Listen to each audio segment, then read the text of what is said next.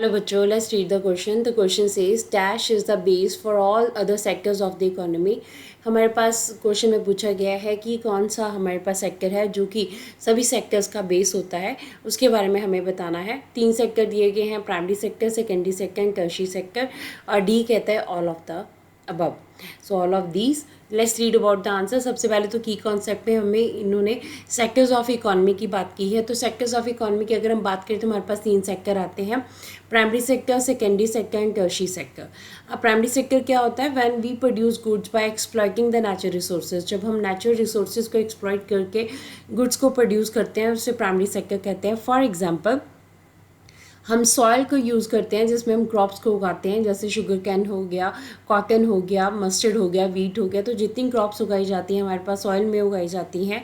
तो primary sector हमारे पास जो है ये प्रोड्यूस करता है गुड्स एंड सर्विसेज, जो कि दूसरे सेक्टर्स के लिए इंपॉर्टेंट रोल प्ले करती हैं।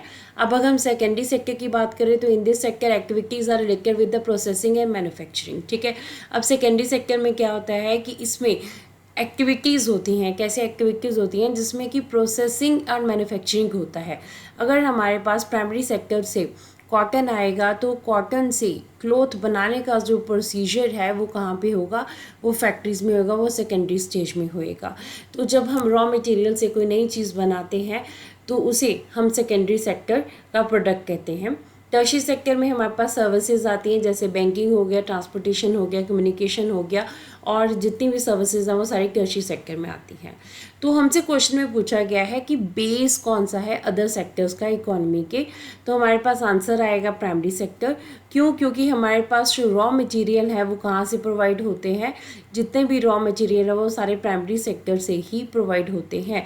अगर ये रॉ मटेरियल ना हो तो सेकेंडरी सेक्टर जो है वर्क ना करे। अगर सेकेंडरी रॉ मटेरियल नहीं होंगे तो टर्शियरी सेक्टर वर्क नहीं करेगा, क्योंकि बैंकिंग, ट्रांसपोर्टेशन, कम्युनिकेशन वर्क ही नहीं करेंगे अगर आपके पास रॉ मटेरियल ही नहीं है। तो हमारे पास इंटर रिलेटेड है ये तीनों sector.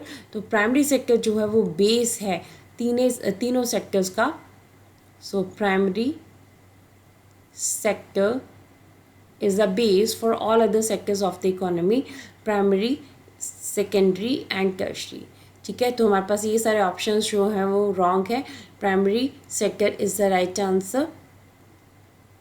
Hope so you understood the question as well as the answer.